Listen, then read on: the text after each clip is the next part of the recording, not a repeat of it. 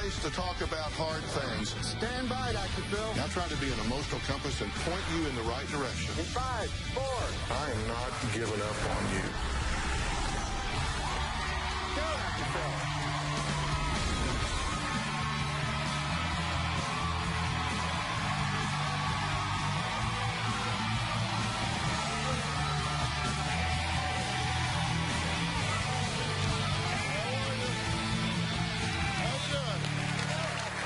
That time of year, right? Time for Santa to find out who's been naughty and who's been nice. But my first guest believes it's Santa who belongs on the naughty list this year. Take a look. My dad has dressed up like Santa all my life.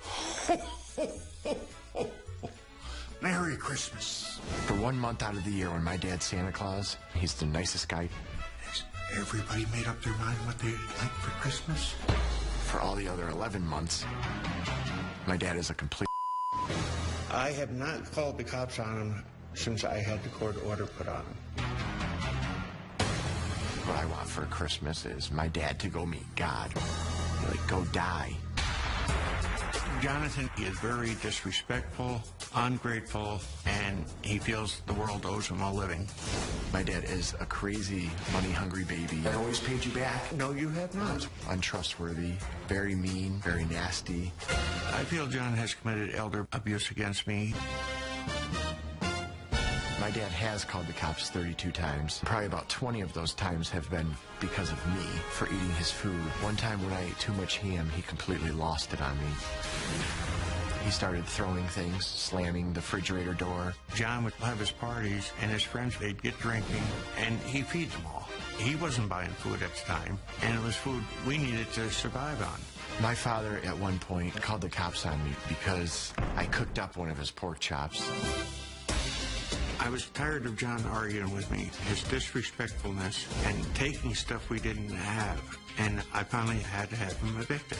My father always calls the cops on me, but always takes me back into the house. My relationship with my father is completely dysfunctional. Everybody been good this year? Well, Santa, a.k.a. Jim, says his son John is, well, he just says he's an entitled freeloader. My son Jonathan is a mooch. I'm 32 years old and I've lived with my father for almost my whole life. He lives with me with his 9-year-old daughter. I pay for everything. Currently, I'm not employed, so I do a lot of babysitting. When John gets paid, it's usually gone the next day. I never see any of it. I contribute more than enough by being there to make sure that he's alive, that he eats, that he drinks, that he has dinner, that he has lunch, all that stuff. You don't worry about any expenses. Never had to worry about him. This past summer, John's vehicle stopped working. I had a car, and I told John he could have it for $2,000, but I needed $500 down, and he could make monthly payments. Then last month, he turns around and sells the car. You have not paid me 1 cent since you turned around and sold the car for $2,500. No, I sold it for $3 grand. You spent half of the money at the casino. Right. I didn't pay my dad because I didn't think he needed any. It's $100 a month that you wanted for that car. That's right, it's $100 a month's not going to kill you. I have very good luck with scratch-off tickets. If I hit big on a scratch-off, I'll give you the money. If I hit big down at the casino, I'll pay you off. That's no way to handle bills. The things that I have to offer are more than money can buy.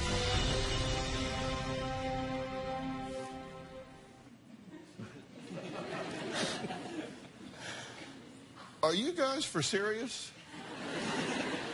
Yeah. You say he is a bipolar, money-hungry baby. Correct. He's lazy. He is lazy. He's retired. But when you got animals and stuff you have to take care of on a daily basis, you cannot sit in a computer chair 24/7. Doesn't matter if you're You say he's an embarrassment to you. He is. He's a backstabbing ass. Correct.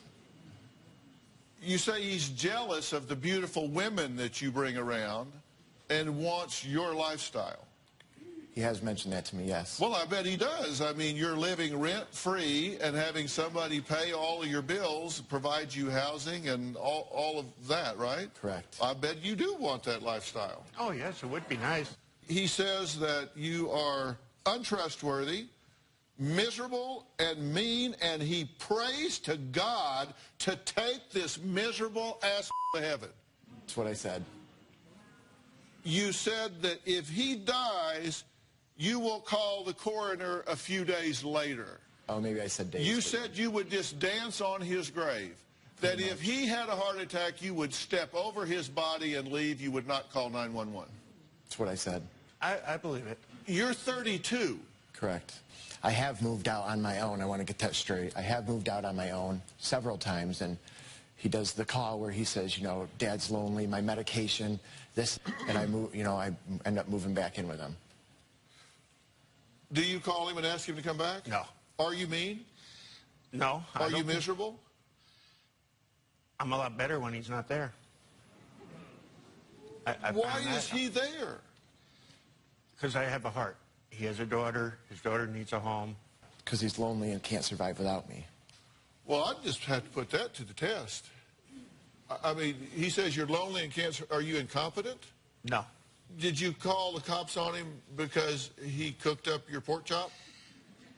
Because I got to tell you, Santa, it looks like you've got a few pork chops. Yeah, I do have.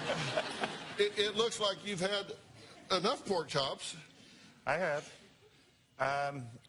He calls it the pork chop incident, but it was a matter of him having friends there all the time, eating up the food, and I had finally got fed up when he started eating again, and he happened to be cooking pork chops, so he calls it the pork chop incident. I was cooking it up, and knock, knock, knock, and there's the cops at the door. Told me to pack my stuff. I had to drop that pork chop and put your hands against the wall. Right. So I had to go outside, and I just told the cops, I said, how funny do you guys think this is that, you know, a 300, 450-pound man calls the cops because his son's eating a pork chop? It's my exact words to him. Last year, I only called the cops on him probably about 5 times. Oh, just 5 times. What? But I'll take that back. It wasn't last year. It was the year before. And then the last time... What are you calling the cops on him for? He had an alcohol problem. And okay. He would get very nasty when he drinks. When I was drinking, I was always the entertaining type. Were you entertaining your brother when you got drunk on Christmas Eve and broke his nose? Yeah, I was entertaining him. There was more to the story. Right. Oh, my God. My Twitter followers, they're just blowing up my Twitter page right now. If you want to join the conversation, send me a tweet with the hashtag dr.phil, hashtag like father, like son. Is it time for Jonathan to move out and live on his own? Hashtag move out or hashtag stay with dad. We'll talk about all of that. Let's take a break. John's brother's here. We'll hear why he says he doesn't plan to spend another Christmas with either one of these two again. We'll be right back.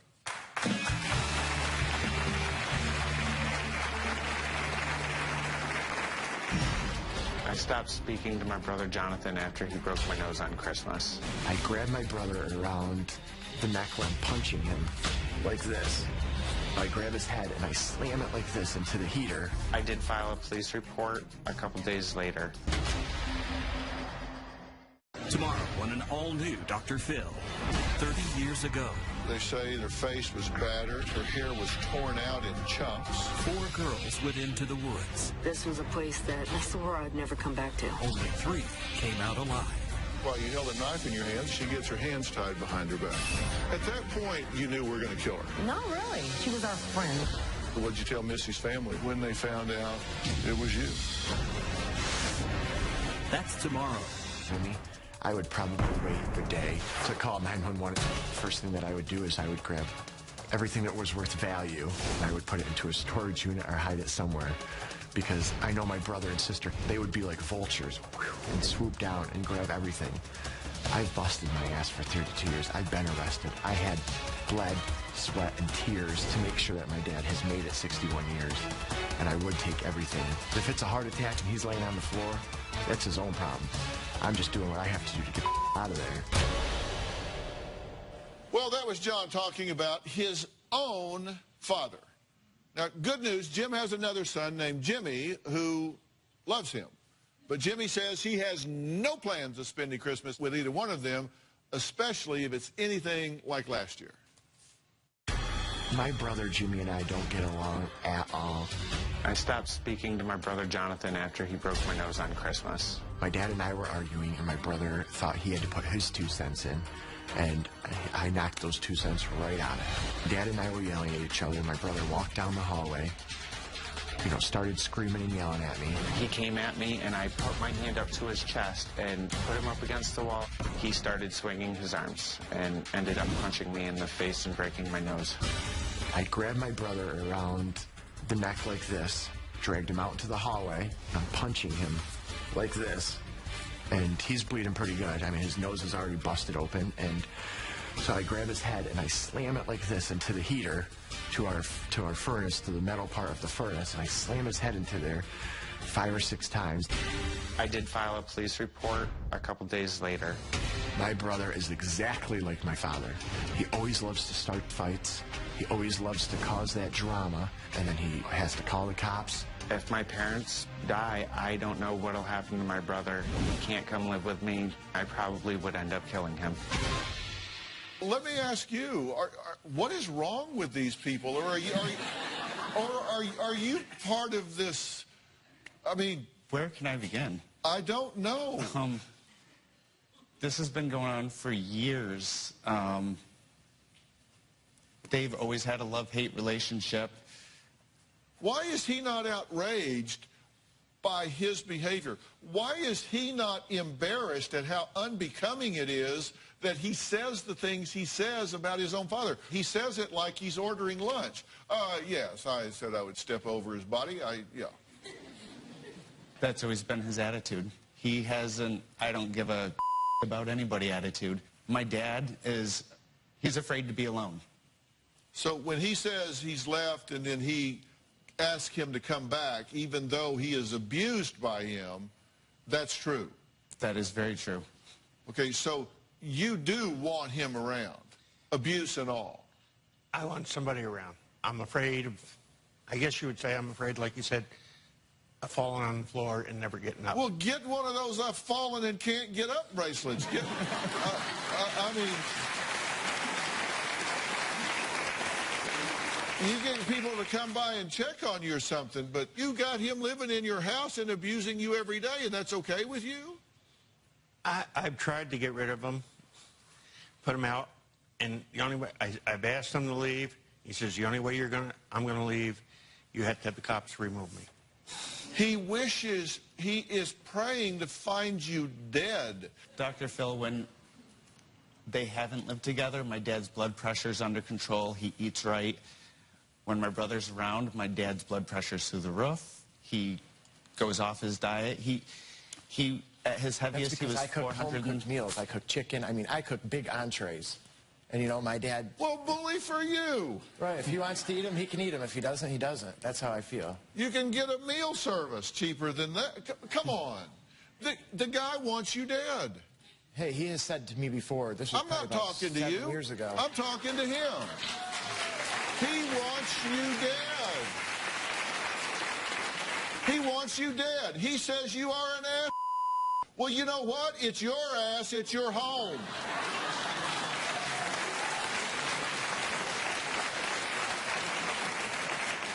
What am I missing here? I just got to learn how to stop having a big heart. And that's the biggest thing right there. He's wished me dead before. He's wished me dead before. Worse things than what I've said about him, they've said to me. Let's take a break here. Not everyone you lose is a loss. So what does Mrs. Claus have to say about all this? We're going to ask her when we come back.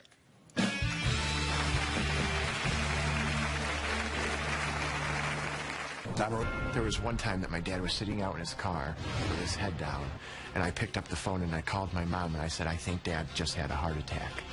It was like something right here just lifted completely off, and I was like free. I just wanted to dance. I wanted to rip off all my clothes and just dance around the house completely naked. And then my dad lifted his head up, and I said, I was very disappointed that he wasn't dead. Oh, my God. John and Jimmy's mother, Jim's ex-wife, Lou Ann, is joining us via Polycom. She's the former Mrs. Claus, so to speak, and she says she just wants everybody to get along this year for Christmas. So, Luann, what do you think about this dynamic between John and your ex-husband? Well, I think it's time that all of them grew up, and Jonathan, I think you should move out. I just want Pete. Right. Has he ever lived with you? No. Why have you never lived with your mother? My mom likes to collect stuff. That's wall-to-wall stuff. Oh, it is not done. Yeah, it is. It's bad. He says you're a hoarder. Oh, maybe a little bit. My God, who are you people? That's why I moved away. At 32, you have the ability to live on your own, right? Right. Can you work? Oh, I can work. What can you do? I was a chef for many years. Well, we know you do pork chops. Right. Pretty good on cooking. Good at cooking them, not eating them. Yeah. Yeah, I said our Twitter people were blowing up the boards here. Marianne Greer says, open the front door, tell John to go get the paper, lock the door, and tell him that's what side he lives on now. Helen Lust, too, says, if my son told me he wished I would die, he would be dead to me. That is insane. We actually put up a poll. Is it time for Jonathan to move out and live on his own?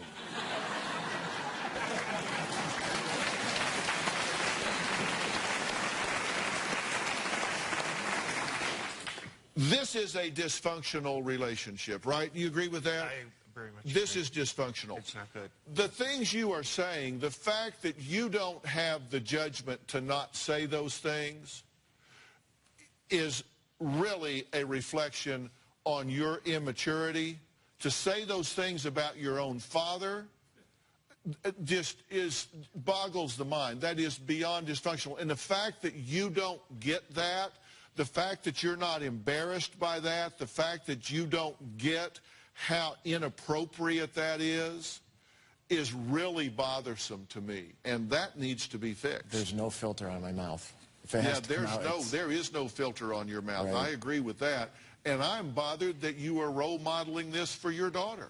That does not, I teach my daughter, she's polite. I don't swear in front of her. Yeah, unless somebody stamps stupid on my forehead, you can't possibly think I believe that this isn't a toxic environment for your daughter to live in this dysfunctional dynamic. It's not good for her. You need to get out of this situation. You need to pick up and move.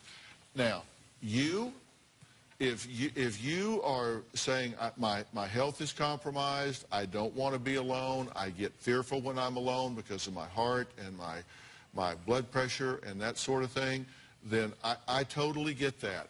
And there are things that can and need to be done so you don't feel vulnerable, so you don't feel alone. But this kind of dynamic is a major stressor. And that stressor is bad for your heart. It's bad for your hypertension. It is shortening your lifespan. This is not good for you. You too need help. I will get you that help. Will you take it? Yes, I will. Right. If I get you some help with this, will you help? Will you take that help? If I get you some professional help to sit down and sort out how this is okay with you to do this, will you take that help? Yes, I would. Okay, because that's just my Christmas, my gift to you, Santa. All right. I think my next story is going to teach John and Jim a really good lesson, so I want them to stick around, pay close attention to what we're going to talk about. We'll be right back.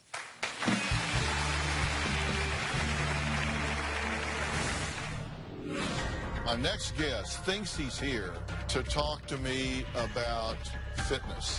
What he doesn't know is that we found his long-lost son. I've waited 46 years to meet my father. I have no idea what to expect, but I'm very excited. Okay, let me tell you, this is one of those times that I need y'all's help because I need to let you in on a little secret of something that's getting ready to happen. My next guest thinks he's here to talk to me about fitness and my new weight loss book called The 20/20 Diet, which is great. What he doesn't know is that he is really here for a very special reunion. Because 46 years ago, Greg's son was placed for adoption. And he didn't have any vote in that. It was just done around him. And he has been looking for him ever since. And he has no idea we're involved in that hunt at all.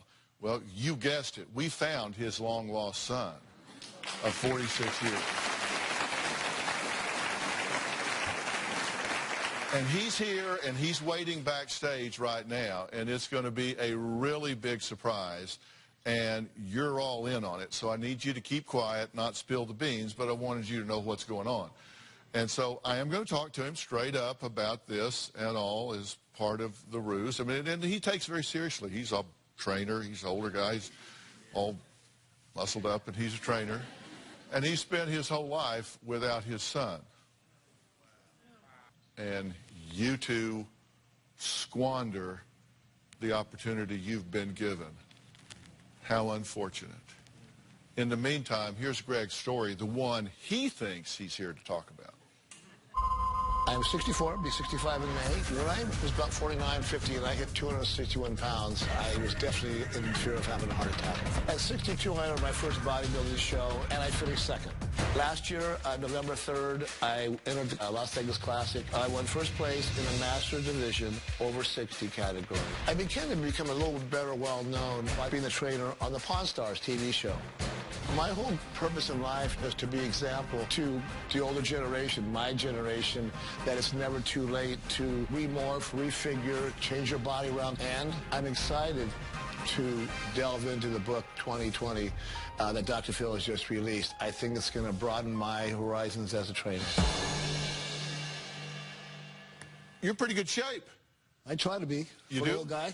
Now, you've been on the cover of... Fitness Elite magazine. Yeah, Fitness Elite magazine. That 8-page article in there. So, I mean, and I read it. It's pretty impressive. And 15 years ago, Rick from Pawn Stars on the History Channel hired you as a trainer, and you started working with him, got him in shape. Yep. You know, in the 2020 diet, I tell people that you've got to pick a reasonable goal, a reasonable set point. You're not going to weigh what you did in high school. I mean, come on. And even if you do, it's going to be arranged differently.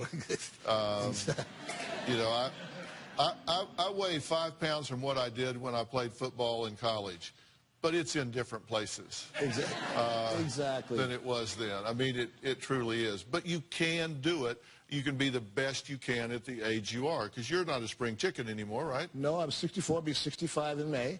All right.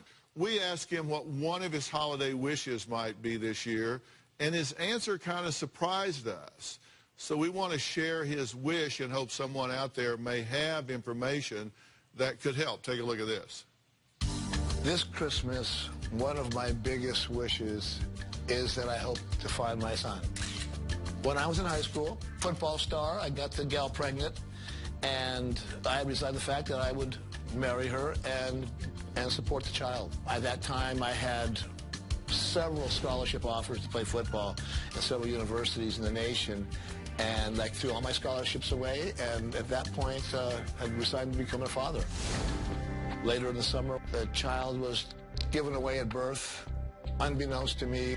I was watching a Dr. Phil episode, and they were doing a reunion show like they do so many with Troy Dunn, the locator. I looked at my wife and started crying and said, I haven't lived hard enough. So if my son is out there and he's watching, he'll contact me or at least let me know that he's alive and well. It's important to me that he knows I never abandoned him. I always wanted him. And that would be a tremendous Christmas gift if I could possibly get that. Well, as soon as I heard Greg's wish, I invited Troy, a good friend of mine, Troy Dunn, to be here, so we can all help in Greg's search. Well, so Troy, come on out.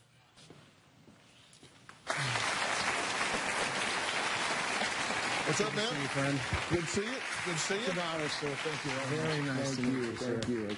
So I really thought of Troy, would have anyway, but you mentioned him in your piece when you were talking to us, and so we knew he was on your radar, so we wanted to be sure you were on his radar, because Troy's worked with putting together over 40,000 families. So have you been able to find out any information on Greg's son, anything at all that would help us out?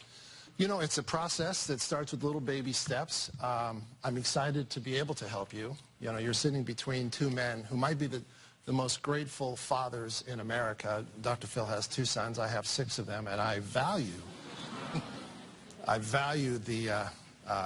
the power of a father-son relationship. So when he asked me if we could push this along, I'm honored to be able to help you do that. I will say we have so far discovered that your son's name is Wendell. Wendell. Okay, so Wendell, you do know a name. I do have a name. And we actually found a photo. It's an old picture, but I at least wanted you to be able to see, you know, how he's progressing through life. So that is your son, Wendell. It's amazing. I have to say, he looks like you. I'm just at a loss because he does look like me, and it just scares the heck out of me. Well, I know school photos are easy to find. That part, I'm not surprised. Did you find anything else out along the way? You know what? I did find one other thing, and that was I did find your son, Wendell.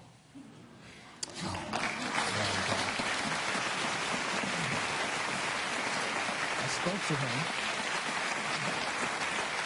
and as I spoke to him, he began to discuss how much he wanted to meet you. So he's here. Oh, no.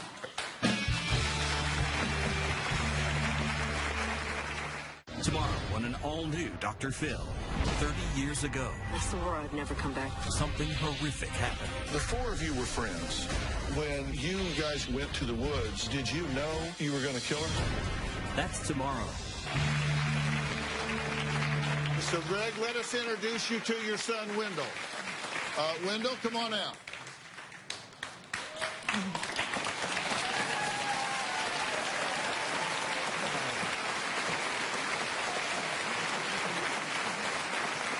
My son. Oh, my God. Everything else I could be. My father's size. You are one handsome young man. Oh, my God. This has been a long time. Yes, it has. 46 years. 46 years. 46 years I've been looking for you. Oh, thank you so much, Troy. Dr. Phil, thank you so much. I can't thank you enough. Good to meet you. You two have a seat. You two have a seat here. Now, it's so Wendell, it's so good to have you here. Tell me what's going through your mind and your heart right now as you meet your biological father for the first time. Well, first of all, it's glad to know that somebody was looking for me.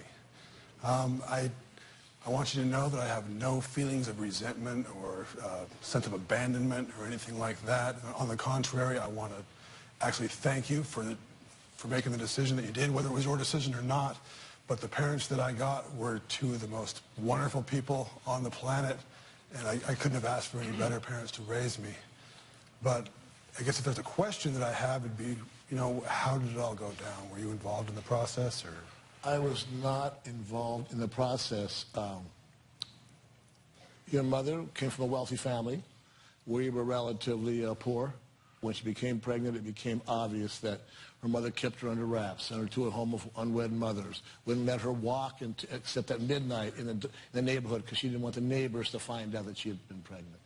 So my father immediately said, this is what you do. This is your right. He threw my scholarships away and said, you began work the day you graduated from high school at Roar Aircraft. And I started working, and I gave up everything because my father stated, he said, there's no such thing as illegitimate children, just illegitimate parents. And it stuck with me my whole life. And then the birth came, and I was told that I would not be allowed at the hospital. I was told my name was going to be on a birth certificate, but that wasn't obviously the case. And then they told us, my parents, that they were giving the child up. And my mother had fought to take custody. This is her first, her son, her grandson, her first grandson. And she wanted that child. She wanted you. And they had more money, they had more power, and they just did it. And I was sick, and I didn't know what to do, and I was lost. So I called the local school, junior college, and asked, I need to do something, I'm going crazy. And I went to play football, but you never, ever left the back of my mind or in my heart. I know that the people that adopted you they were like angels, and they wrapped their rings around you, and I had all the confidence that they would raise you to the fine young man you've become. But I did want you to know that there was things that you may need to know medically that I suffer from that you might need to know about. And also, I just wanted you to know that I love you, my wife loves you. You have two brothers that are looking forward to meeting you. That's fantastic. And I'm just elated that this day has come. Thank you. Thank you. Coming up, one more surprise for Greg.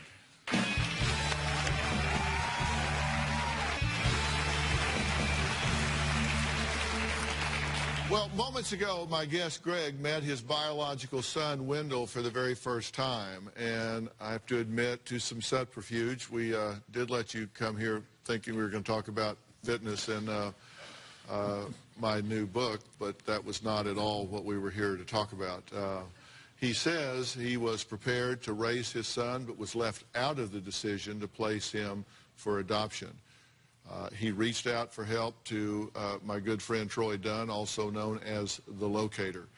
And at this point, it's interesting to see. I always look at nature, nurture, genetics versus environment. Both of you were very accomplished athletes. Your son was very athletic. In fact, he was drafted by the Los Angeles Dodgers. Wow.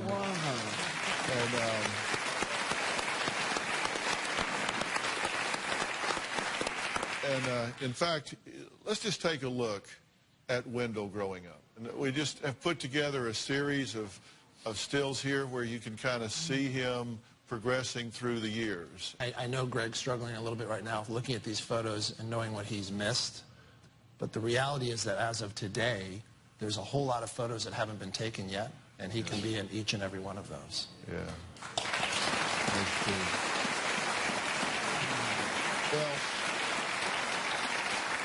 not only did Troy find Greg's son, but unbeknownst to Greg, he also has a granddaughter. And how about that? Would you like to meet your granddaughter? I'd love to. All right. Her name is Genesee, and here she is. You did good. You did good. Hi, my darling. Oh, you're absolutely gorgeous. Thank you. Oh, it's so nice to meet you. So nice to meet you. It's so overwhelming to meet you. Genesee, I'm Dr. Phil. Nice Good to meet you. Oh, and, Genesee. Hi. Oh. So, you have a grandfather you didn't know about. Yeah. Well, I knew about him. I just never knew him. You just never knew who he was. Yeah. So, how's this Christmas going for you so far? It has just come early, I must say, and I certainly want to thank everybody here for making this happen to me, but I certainly want to thank you for allowing this to happen, both of you. This has made my life complete. And, you know, you wanted to know what had happened, but, I mean, it's important to the two of you. You want to know about heritage and background and all of that, right? You had questions too, right? Yeah. Yeah, I mean, I've always had people ask me, like, are you Mexican? Are you Italian? Where are you from? And I'm like, I don't really know. But... Half Spanish and half Italian, Sicilian. Ooh, okay. All right. Okay. All right, great. So, you know, this, I made the comment before, you didn't get an opportunity to hear any of the show before, but we were talking to Santa down here. This is Jim and his son John, who have kind of had a rough and rocky road. And, you know, here is a father and son that have missed 46 years of sharing all of this time together. I mean, what do you think when you hear this? Are you wasting time? It's not time wasted. We still have time ahead of us. And I hope we can patch it. Yeah, I hope so too. I want to keep the good news rolling here.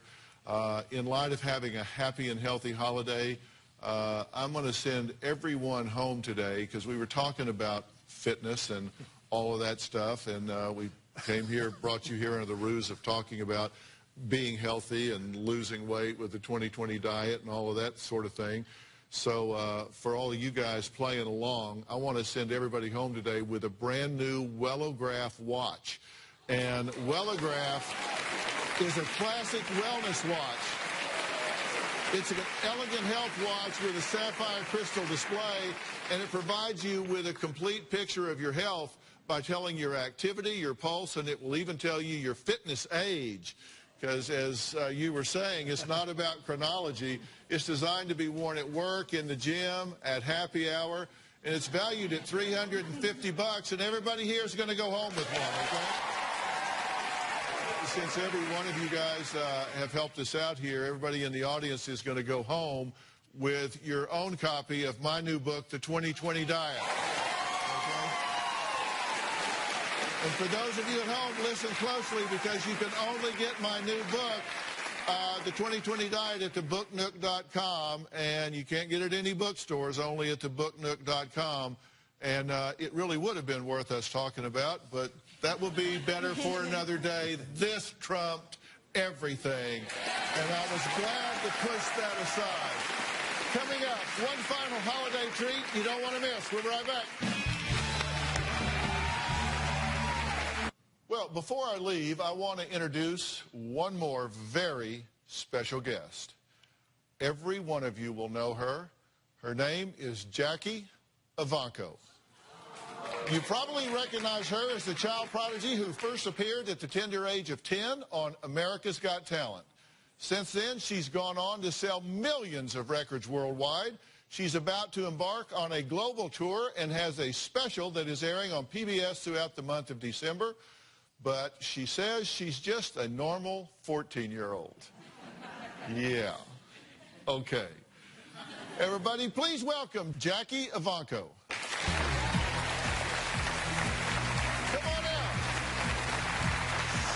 To see you again. How are you? I'm good. How are you? But you say you maintain a normal childhood? Yes. So, but you travel, right? Mm-hmm. How much? Well, I travel a lot, like a week, a month, but I have a lot of time at home, and I have a lot of fun. Yeah. Are you still doing school and all that stuff, yes. though? Right. Mm-hmm. Okay. Yeah, that's good. Well, I'm not going to talk to you because they don't want to hear me. They want to hear you. Jackie is giving us the pleasure of singing Ave Maria from her latest album, Awakening. The album is available now, and there's even a special edition featuring 6 Christmas songs, and it's available at Walmart. And today, everybody in the audience is going home with a copy. Okay? So, now I'm going to turn this over to you, Jackie.